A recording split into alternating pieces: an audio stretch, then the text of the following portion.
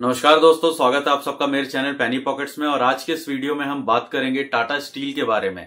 जैसा कि अब मार्केट में अप ट्रेंड आने लगा है, मार्केट वापस से रिकवर कर रहा है और जितने भी फंडामेंटल अच्छे स्टॉक्स थे उन सब के अंदर अच्छी रिकवरी देखी जा रही है। हालांकि मार्केट के गिरने पे इन्हीं फंडामेंटल अच्छे स्टॉक्स में 30 से 40% तक की एक बहुत बड़ी गिरावट देखने को मिली। लेकिन अब जब मार्केट अपने पीक पे वापस जाने के लिए तैयार है और मार्केट में एक अच्छा बुलिश मूवमेंट बना हुआ आया है, वॉल्यूम्स ग्रोथ अच्छे हैं, तो वहां पे टाटा स्टील के क्या नए टारगेट्स निकल के आ रहे हैं।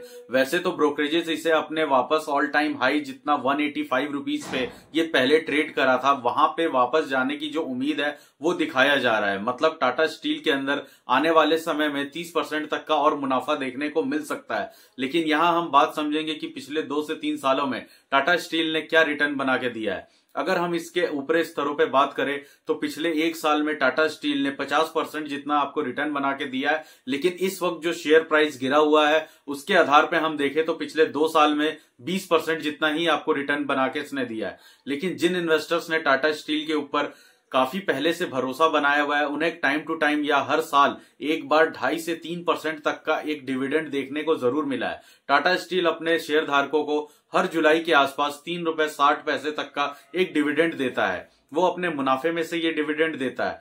लेकिन यहाँ एक चीज और समझनी होगी, अगर हम 2 साल पहले का डाटा देखें तो वहां पे 2022 में ये शेयर 1300 रुपए पे 1400 रुपए तक पे एक ट्रेड पे गया था। मतलब ये शेयर स्प्लिट हुआ है 1:10 के रेशियो में, जहां हर एक शेयर के बदले 10 शेयर मिला था।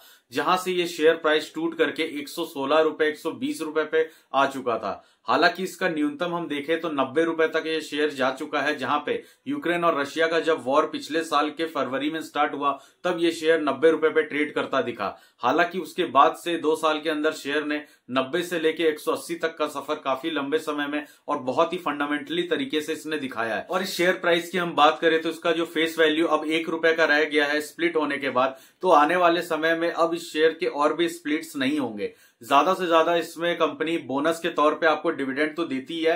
बोनस के तौर पे हो सकता है कल को एडिशनल शेयर्स आपको देखने को मिले, जिसमें इन्वेस्टेड शेयर्स को मुनाफा होने का काफी ज्यादा चांस रहता है। हालांकि ये बोनस शेयर्स जो होंगे 1:1 के रेशियो में होंगे या 3:1 के में होंगे या 5:1 में, वो कंपनी डिसाइड करती है। कंपनी के बोर्ड ऑफ डायरेक्टर्स जो वोटिंग होते हैं, वोटिंग प्रोसीजर है, उससे डिसाइड होता है। तो दोस्तों, आने वाले समय में टाटा स्टील के फ्यूचर ग्रोथ को लेके क्या पर्सपेक्टिव हो सकता है, आने वाले समय में हमें टाटा स्टील में क्या ग्रोथ देखने को मिलेगा, ये हम समझते हैं।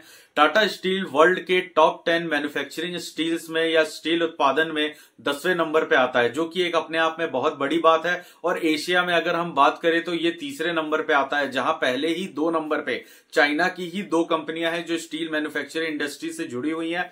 हालांकि उनका जो साल का एक प्रोडक्शन कैपेसिटी है वो 150 मिलियन टन से ज्यादा है, जहां पे टाटा स्टील का देखा जाए तो वो 30 मिलियन टन है, जो कि उससे 4 टाइम्स काफी ज्यादा कम है। यहाँ पे टाटा स्टील के पास अपनी प्रोडक्शन कैपेसिटी बढ़ाने के टाटा स्टील ने पहले ही 1 साल पहले ये अनाउंस कर दिया था कि टाटा स्टील के जितने भी अदर सब्सिडीज कंपनी है या फिर टाटा स्टील ने अदर स्टील कंपनी में जितना अपना इन्वेस्टमेंट बना के रखा है उन सबको वो मर्ज करेंगे। जैसे कि नीलांचल है, भूषण स्टील है, टाटा स्टील लॉन्ग प्रोडक्ट्स है, टाटा मेटेलिक है। इन सब के तो लिस्टेड शेयर्स आपने भी देखे होंगे जो कि अब देखने को नहीं मिलते हैं। वो सब सारे शेयर्स मर्ज हो चुकी है टाटा स्टील के एंटिटी में।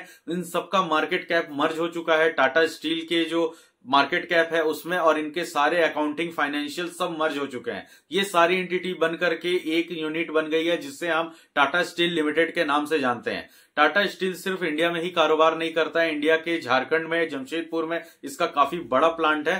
साथ ही साथ टाटा स्टील का ब्रिटेन में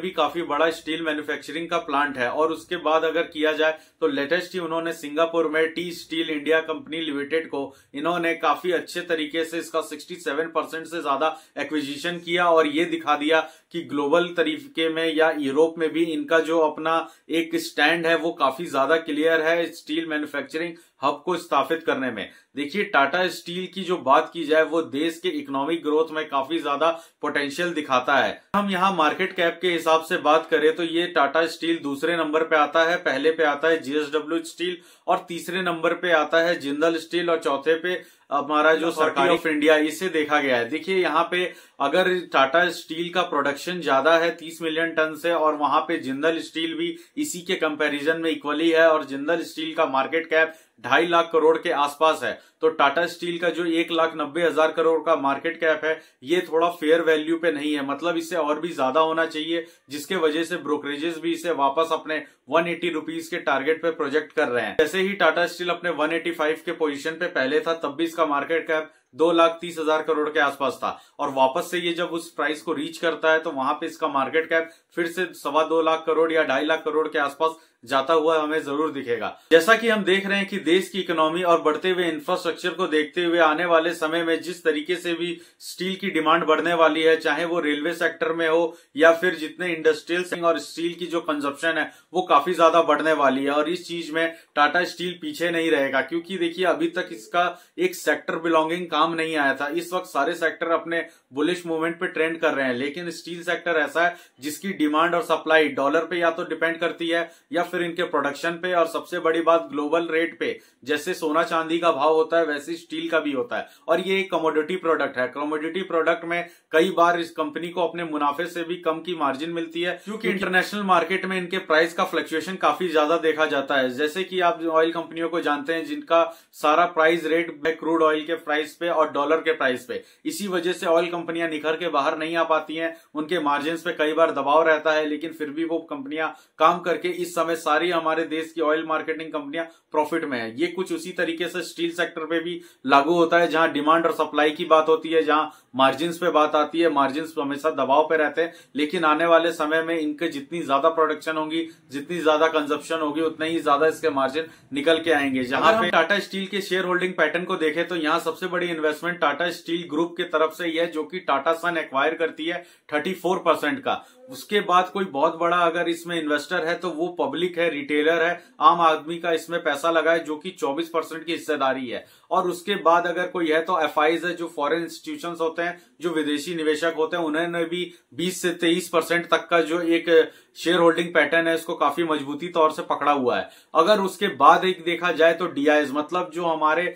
इंडियन इंस्टीट्यूट डोमेस्टिक इन्वेस्टर्स होते हैं, इन लोगों ने इसमें काफी अच्छा अपना स्टेक बना के रखा है, जिसमें एलआईसी है, अदर म्यूचुअल फंड एक ऐसा शेयर है जिसमें लॉन्ग टर्म पर्सपेक्टिव से इन्वेस्टमेंट करने की अपॉर्चुनिटी बनती रहती है। हर बाई ऑन डिप एक बहुत ही अच्छा आपको एक अपॉर्चुनिटी देता है, जहां पे इन्वेस्टमेंट की स्ट्रेटेजी बनती है।